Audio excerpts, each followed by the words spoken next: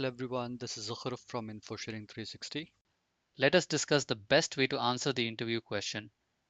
Tell me about yourself. Okay, some tips for my viewers before we review an actual example of introduction. Tip number one, your answer should not exceed 2 minutes time. Number two, practice the answer multiple times to ensure a smooth and natural flow. Let's discuss the sequence and areas to cover in the answer.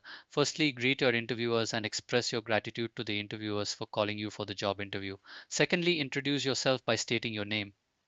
Thirdly, share your educational background. Then, provide details about your professional career. And finally, highlight your key achievements. Now, let's review an example for better understanding.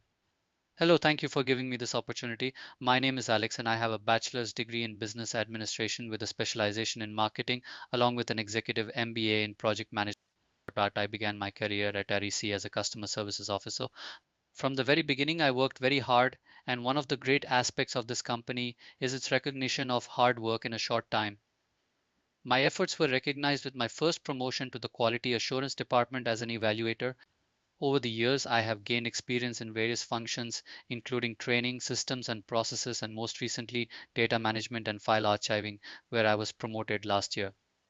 Throughout my career, I have successfully led and delivered numerous critical projects, including Six Sigma initiatives that were recognized at the CEO level.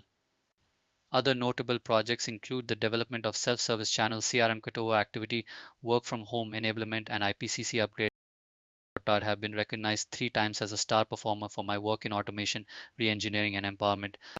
I have also been honored with the prestigious CMCC Service Star Award for my contributions in revamp of self-service channels. Please don't forget to subscribe our YouTube channel InfoSharing 360. Thank you for watching this video.